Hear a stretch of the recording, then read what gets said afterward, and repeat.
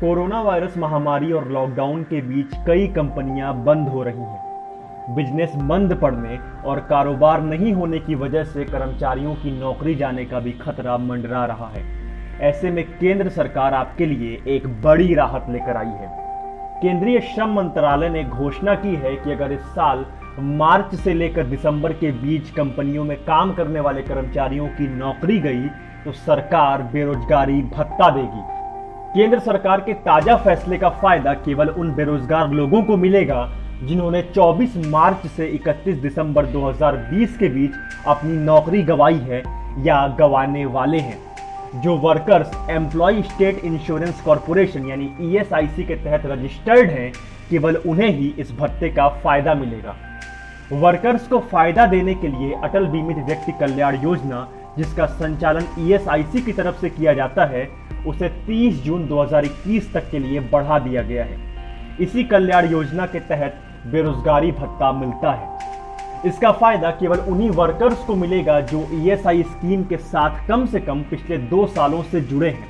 मतलब केवल उन्हीं वर्कर्स को इसका लाभ मिलेगा जो 1 अप्रैल 2018 से 31 मार्च 2020 तक इस स्कीम से जुड़े रहे। इस दौरान 1 अक्टूबर 2019 से 31 मार्च 2020 के बीच कम से कम 78 दिनों का कामकाज जरूरी है। प्राप्त जानकारी के मुताबिक बेरोजगार होने के अधिकतम 90 दिनों तक भत्ता मिलता रहेगा। आवेदक अपनी मौजूदा औसत सैलरी का 50% क्लेम कर सकता है।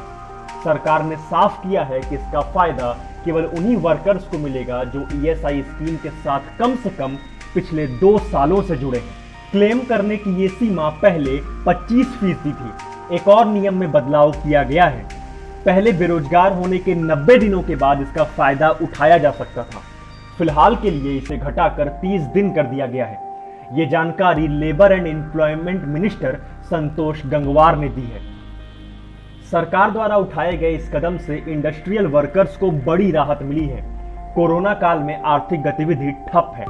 ऐसे में जिन लोगों की नौकरी बची है उस पर अभी भी खतरा मंडरा रहा है। यही वजह है कि लाखों वर्कर्स की तरफ से इसकी डिमांड की जा रही थी। नए नियम के तहत बेरोजगार होने वाले कर्मचारियों को भत्ता लेने के लिए अपनी कंपनी में जाने की जरूरत नहीं होगी। आवेदक सीधे ESIC की शाखा में जाकर इस भत्ते की मांग कर सकता है। सरकार की ओर से मिलने वाला भत्ता सीधे आवेदक के बैंक खाते में आएगा। जानकारी के लिए बता दें कि जो वर्कर्स एक लिमिट तक कमाते हैं उनके लिए ESI स्कीम होती है। जिस फैक्ट्री में 10 या उससे ज्यादा मजदूर होते हैं वहां ये स्कीम लागू होती है।